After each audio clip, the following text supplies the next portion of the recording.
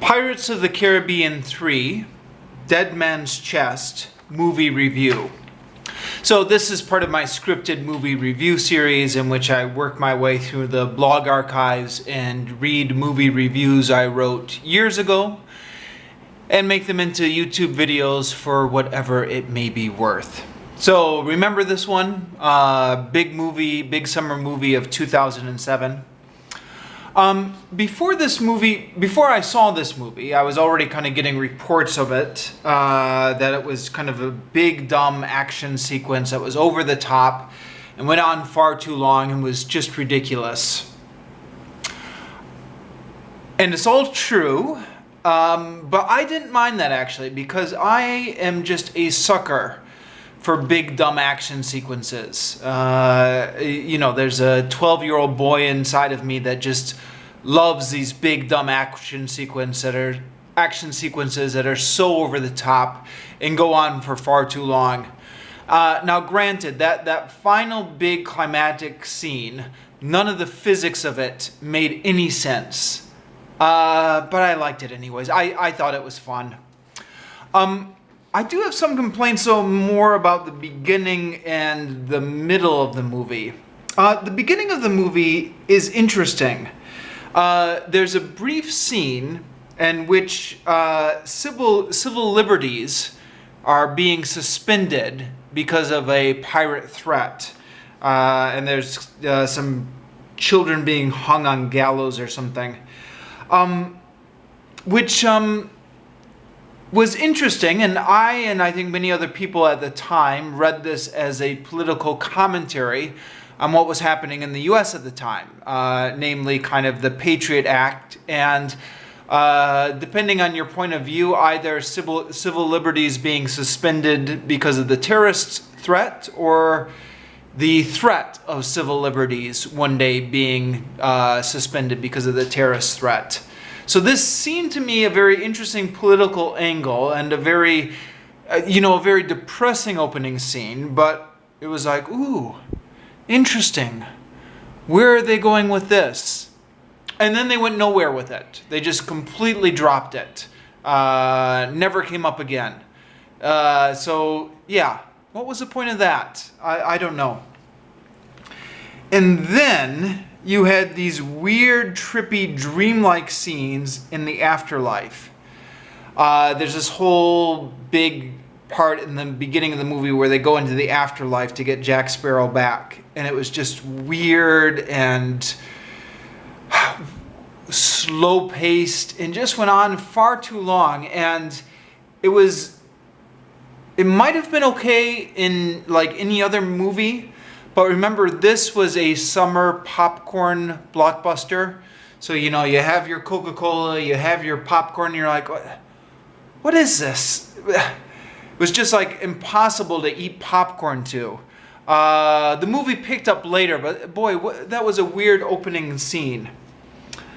There's some international casting here with Chow Yun-fat, who I think is one of Hong Kong's big action stars. They bring him into the movie. Although he's underused, they don't give him any decent fight scenes at all. So, yeah, it's a bit of a waste. But he and his Chinese crew end up sailing with Will Turner and Jack Sparrow and the other protagonists from the first few movies. So it's an attempt at making things more multicultural, but I was reminded of this old Tarzan movie I saw, and unfortunately I don't remember the name of it, because I saw it like when I was a kid, and it was on TV.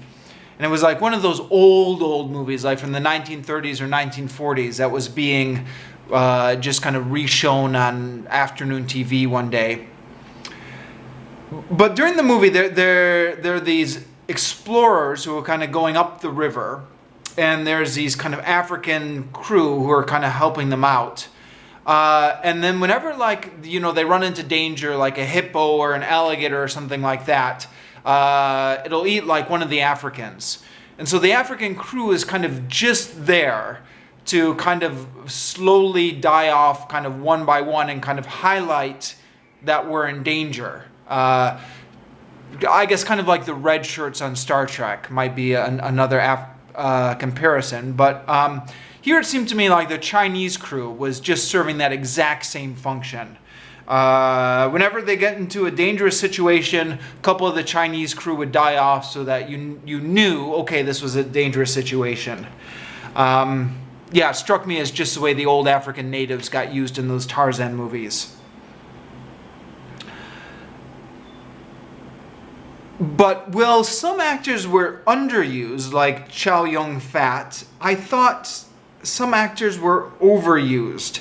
Naomie Harris. I actually like Naomie Harris. She's very good if she can get a decent role. Like, she was excellent in 28 Days Later.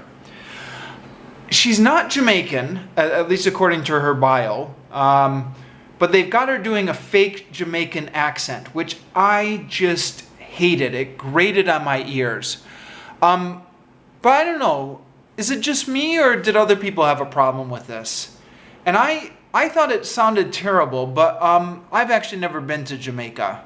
So, anyone familiar with Jamaica? How accurate is that accent? Is it just? Am I just being finicky here? Do I just need to adjust my ears? I don't know. Yeah. The dialogue in the movie was also terrible.